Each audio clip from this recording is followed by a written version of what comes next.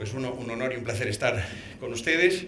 Aquí a mi izquierda, para nuestro primer invitado, casi sobran las presentaciones, porque creo que todos aquí le conocen, don Diego Pérez de los Cobos, coronel de la Guardia Civil y hoy aquí presente también en calidad de jefe de la ICAE, Intervención Central de Armas y Explosivos, y muy cazador. Muy buenas tardes, coronel.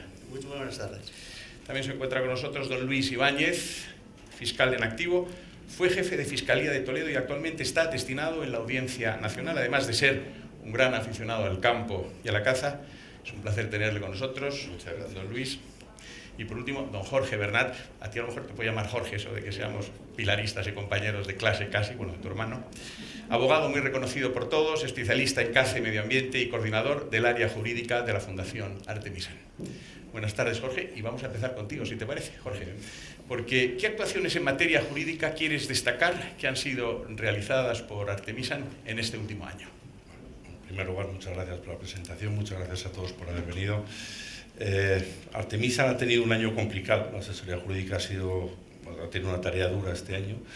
Hemos desarrollado un montón de actuaciones desde judiciales como extrajudiciales. Hemos hecho un resumen que está en el anuario que se ha entregado, pero sí que me gustaría destacar una serie de puntos en los que me ha llamado especialmente la atención. El primero ha sido el recurso que hemos planteado ante la Audiencia Nacional por el tema de la inclusión del lobo en el listado de especies en régimen de protección especial, en el LESPRE. Esto ha supuesto que el lobo quedaba automáticamente prohibido, la caza del lobo quedaba prohibida. Y las consecuencias las hemos visto ya en un corto plazo. O sea, hay muchos más lobos, muchos más daños, los ganaderos están muchísimo más enfadados y ya están empezando a tomar medidas en contra del lobo, con lo cual el perjudicado al final va a ser el propio lobo.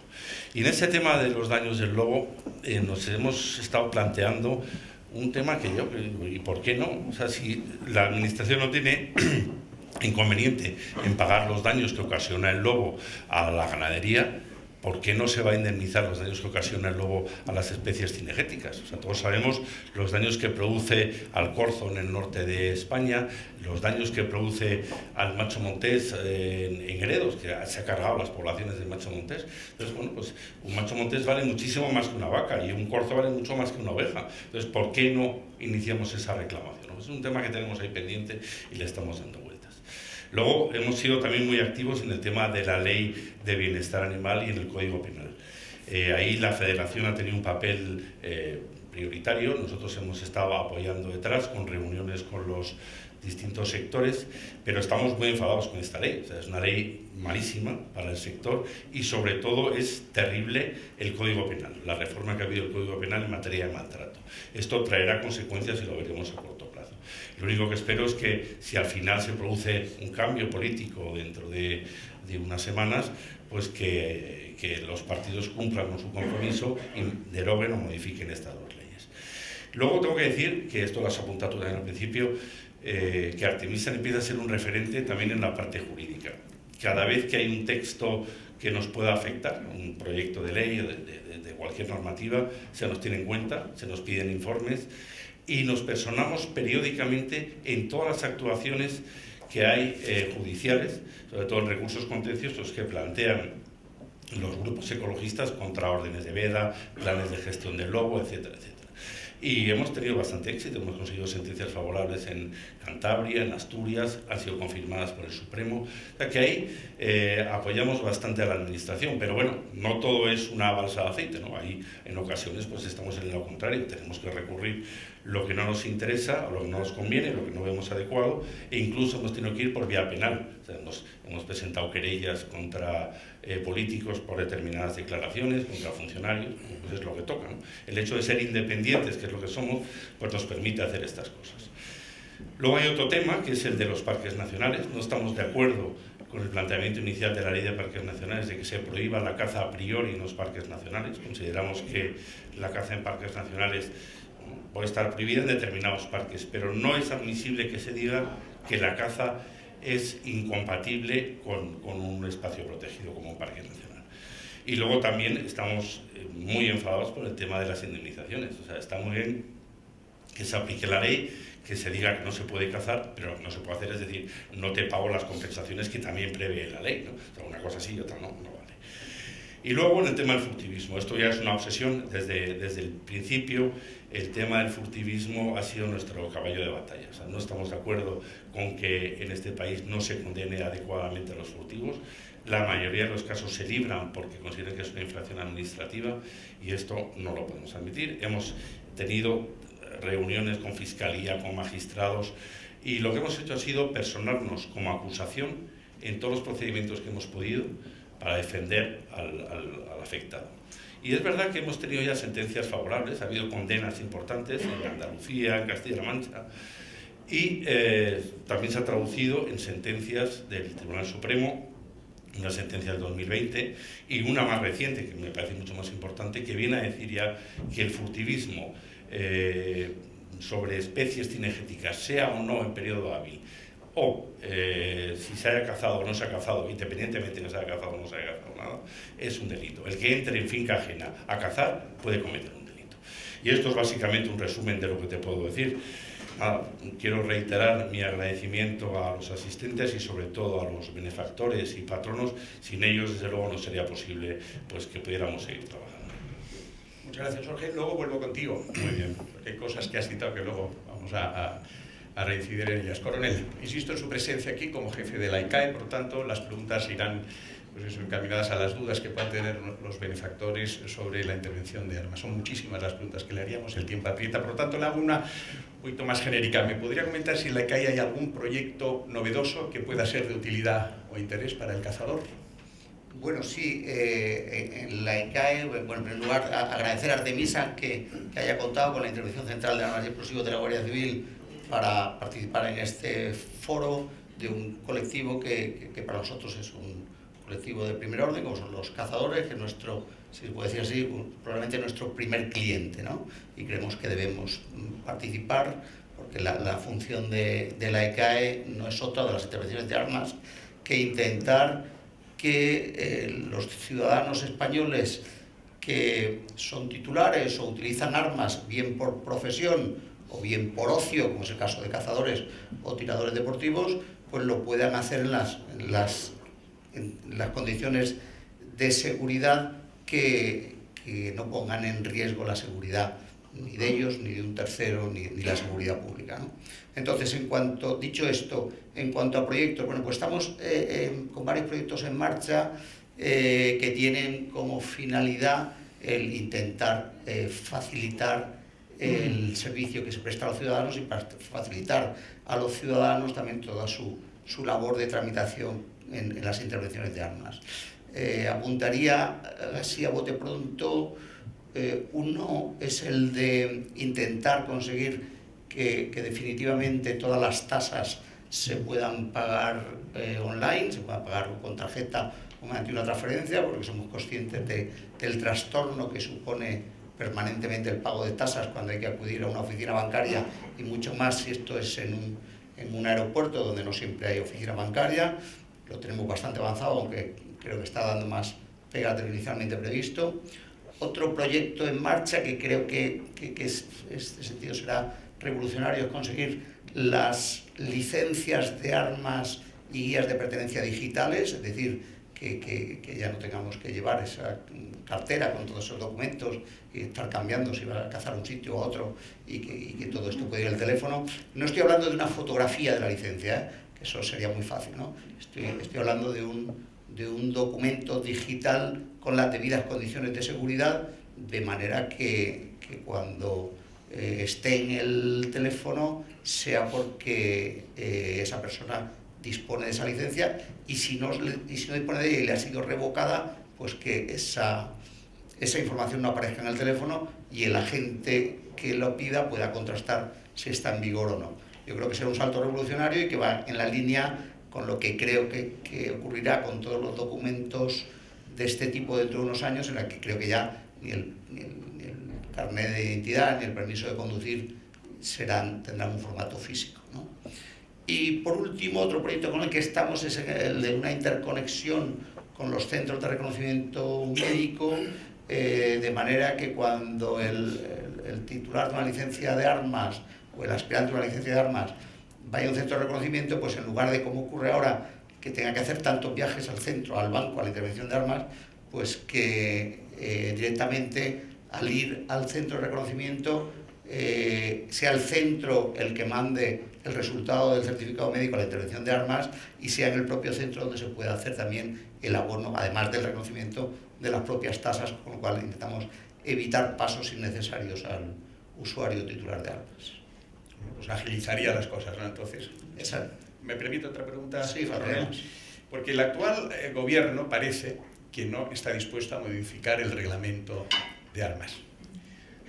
Aquí el guionista, en el caso de que el nuevo gobierno, sea cual sea su signo, se decida hacerlo, es decir, a modificar el reglamento de armas, desde la ICAE se prevé la redacción de un nuevo reglamento que en un momento dado pudiera solucionar cuestiones tipo la supresión de la limitación en el número de escopetas, el tema de la revista de armas o, por qué no, el uso controlado de silenciadores para la caza, como si ocurre o como si se hace en otros países. Bueno, como es lógico, yo no soy quien ni me atrevo a meterme en lo que vaya a hacer el gobierno que vaya a salir de la próxima sección general. Probablemente igual Narciso Michavila tenía más que decir en esto que yo, ¿no? Pero sí que desde el punto de vista técnico, que es el que me compete, lo que sí puedo decir es que, hombre, el reglamento de armas actualmente en vigor es del año 93, es decir, tiene ya 30 años de antigüedad. En estos 30 años yo creo que ha evolucionado bastante nuestra sociedad. Ha habido algunos condicionantes desde el punto de vista de la seguridad pública que han cambiado de manera ostensible. El más importante es la existencia de un terrorismo que condicionaba la vida de todos nuestros ciudadanos y que estuvo presente durante medio siglo y que era el principal condicionante en materia de seguridad pública en España, que hoy por suerte ya no existe. Y luego también el mundo de las armas y la actividad cinegética también ha cambiado bastante en esos 30 años, ¿no? Han crecido muchísimo la utilización de las armas largas rayadas como consecuencia del incremento de la caza mayor. Lo contrario ha pasado con las armas de ánima lisa. También ha crecido, yo creo que de manera exponencial, el turismo cinegético en España y también hay determinadas industrias en España muy boyantes en la fabricación de armas de caza y que exportan en grandes cantidades y con mucho prestigio. Todos estos condicionantes yo creo que hacen que en algún momento, no sé quién ni cuándo, sí que habrá que revisar el reglamento de armas para actualizarlo e intentar acercarnos más a la realidad de nuestro país. Sobre los temas concretos que me preguntaba, yo hay uno que sí que nos atañe más directamente a la Intervención Central de Armas, que es el de las revistas de armas, y ahí sí que puedo decir, porque eso no es una decisión política, la modificación del reglamento es una decisión que compete al Consejo de Ministros, pero sí puedo decir que las revistas de armas nosotros estamos estudiando la posibilidad de facilitar las revistas de armas mediante revistas por videoconferencia, ¿no? Que en todo caso no serían para todas las situaciones, pero creemos que como mínimo hay que intentar abrir esa vía.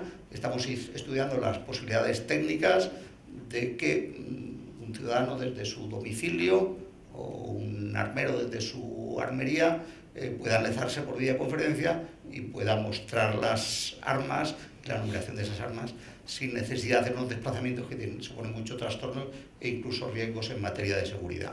Respecto a lo del límite de escopetas, yo no sé lo que hará el gobierno que esté en su día, pero sí que sabemos que desde la modificación del reglamento de armas en el 93 desapareció el límite que había para los rifles, que eran 6 rifles, y no ha habido ningún grave problema de seguridad pública.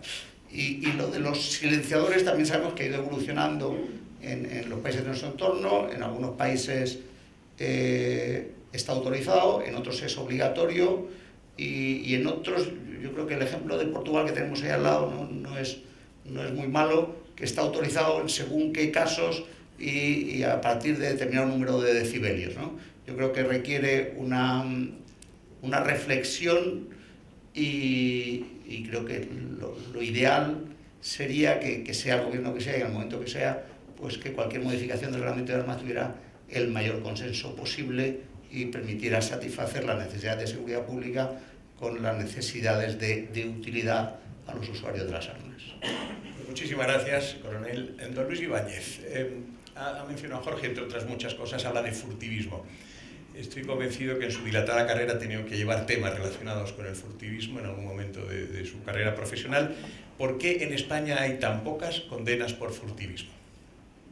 Bueno, pues Miguel, te diré, bueno, sí he llevado temas de furtivismo, aunque tengo que reconocer que hace mucho tiempo que no llevo eso, porque ahora me dedico al narco. No, a ir contra el narco, claro, no a favor del narco.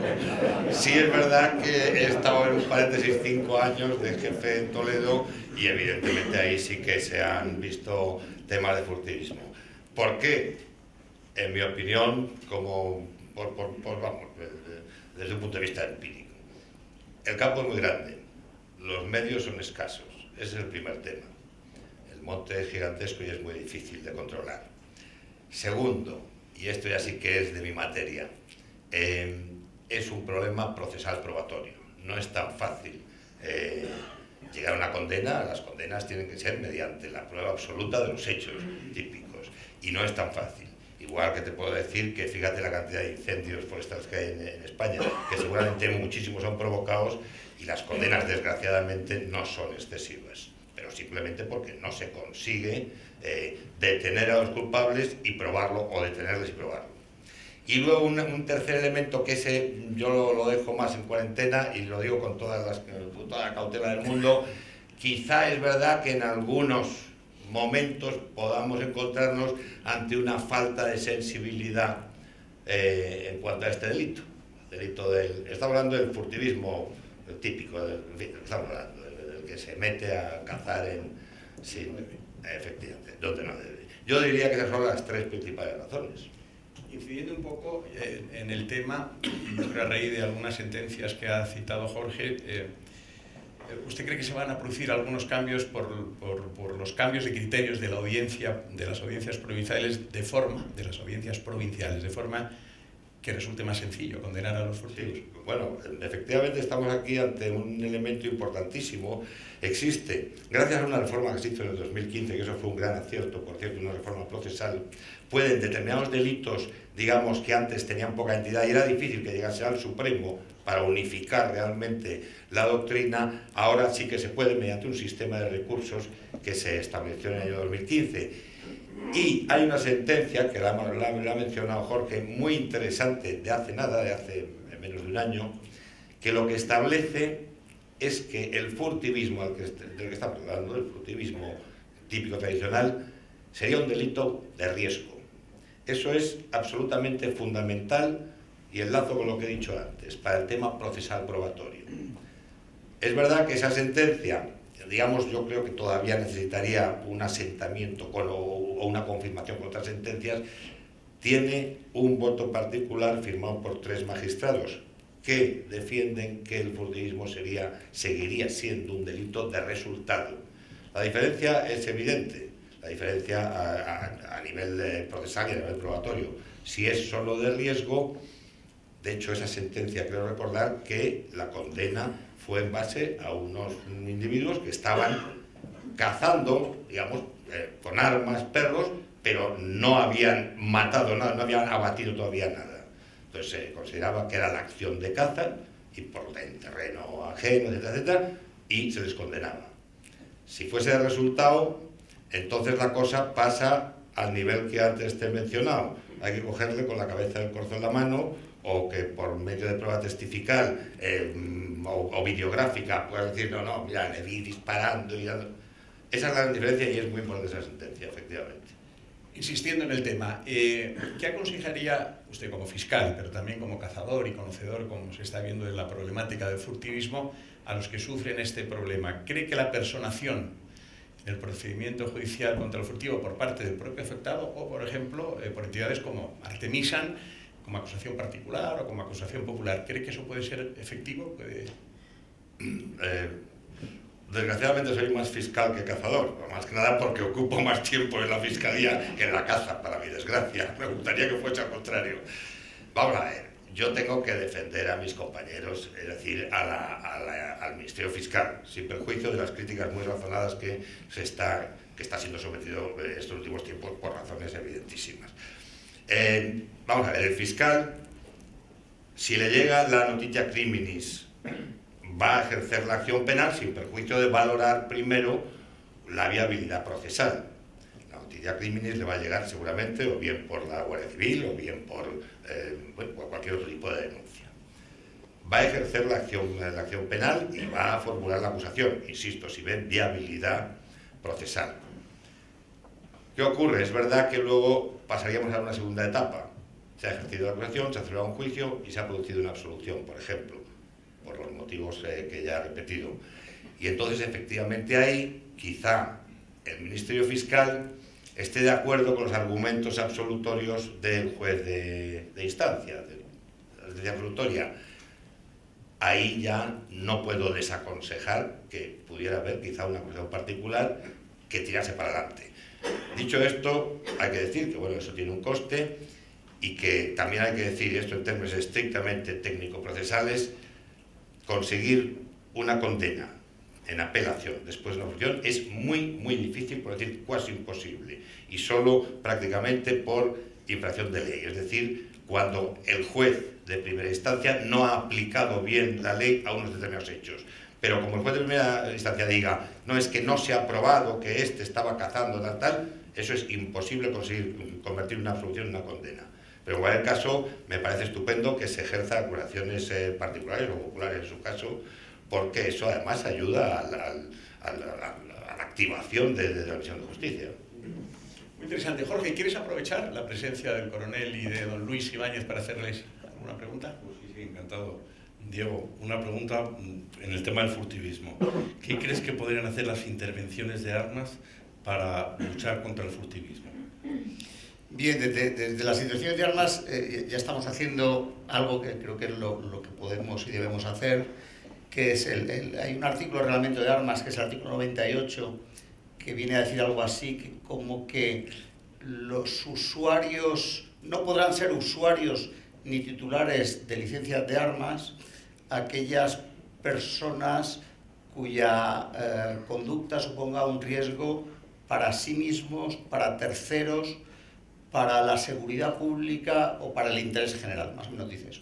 Con lo cual, nosotros lo que hacemos es, cuando tenemos conocimiento, constancia de que algún ciudadano ha sido sancionado por una actividad de furtivismo con armas de fuego, conscientes de que esa actividad supone un riesgo para la seguridad pública y para el interés general, iniciamos un expediente de incoación, de revocación de su licencia de armas, con lo cual, con carácter general, en esas situaciones le revocamos la licencia de armas y creo que es lo que podemos y debemos hacer. Pero es que es una medida estupenda, o sea, si conseguimos que se le retire la licencia de armas, esa persona, por no tener licencia de caza, se le podrá poner una multa, pero en el momento que salga con las armas puede cometer un delito, ¿no? Por tener la licencia de armas. Claro, el daño que le hace a esta gente el retirarle la licencia de armas es muy superior al de la licencia de caza, que le afecta solo a una comunidad autónoma.